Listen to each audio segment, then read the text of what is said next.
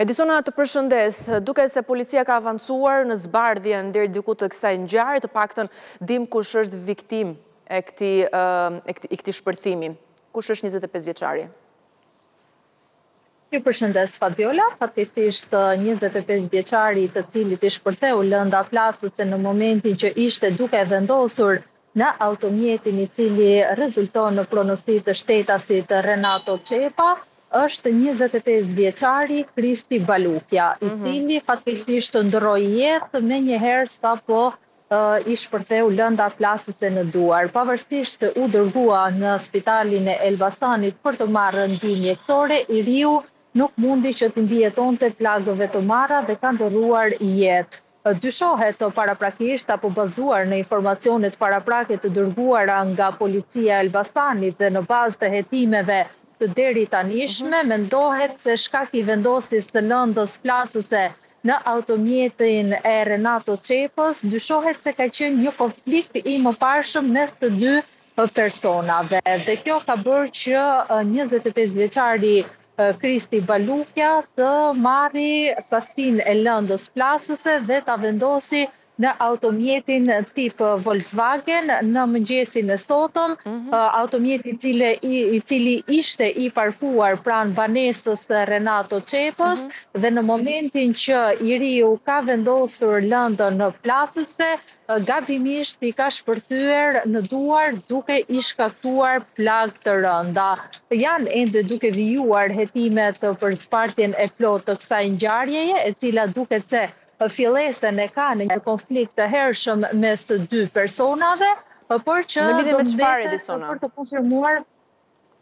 do mbetet për të konfirmuar se cili ka qenë shkaku që dy të rinjt kanë pasur konflikte mes të njëri tjetrit.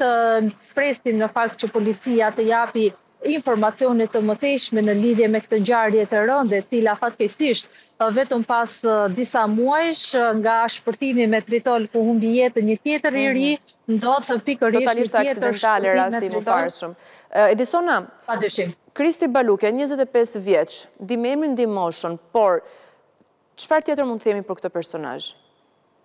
Nuk është personazh që ka pasur precedent të mëparshëm penal, të paktën kjo është konfirmuar deri në këto momente, rezulton se i riu ka qenë një person i qetë në qytetin e Elbasanit, nuk rezulton të jetë përfshirë në konflikte të mëparshme të cilat mund të jenë regjistruar nga drejtoria e policisë e Elbasanit dhe mendohet paraprakisht gjithmonë se vendimin e ka marrë si pasojë e konfliktit që ka pasur me herët me Renato Çepën. Renato Çepa ndërkaq çfarë përfaqëson si personazh? Ende mbetet për të konfirmuar, pasi policia e Elbasanit është e rezervuar në dhënien e informacionit në lidhje me këtë person. Mendohet se problematikat mes dy të rinjve mund të kenë filluar për shkak të një incidenti në bizneset e tyre, por që mbetet ende për të hetuar nga grupi i hetimit i cili tashmë është ngritur nga prokuroria e Elbasanit, të cilët kanë filluar hetimet që në orën 4 të mëngjesit, kur ndodhi edhe shpërthimi gjatë ditës së sotme në lagjën Shënkoll, dhe pritet që në përfundim të hetimeve nga prokuroria të ketë edhe një... Ndërkaq Renato Çepe ka qenë në banesën e tij kur ka ndodhur ngjarja?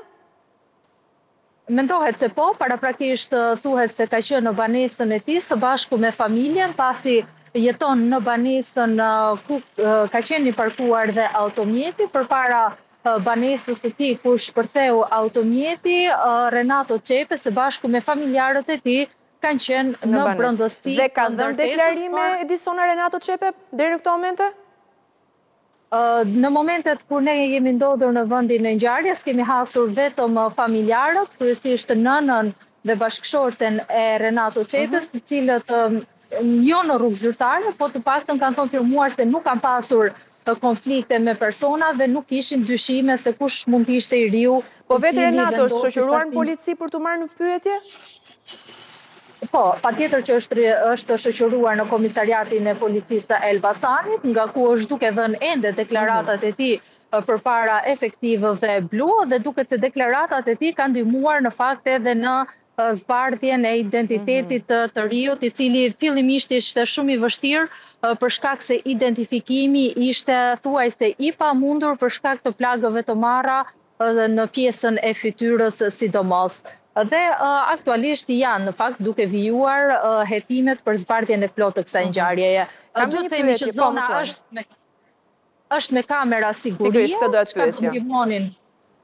Po, zona është mbuluar nga kamerat të sigurisë, të cilat gjithashtu kanë ndihmuar në zbardhjen e detajeve të deri tanishme nga ana e forcave blu dhe që pritet në fakt japin dhe detaje të mëtejshme, edhe pse deri më tani duket se kemi të bëjmë me një ngjarje e cila është zbardhur. Pasi identiteti I autorit është zbardhur tashmë nga prokuroria e Elbasanit. Ka vepruar I vetëm Kristi Balukja Edisona apo ka qenë persona të tjerë?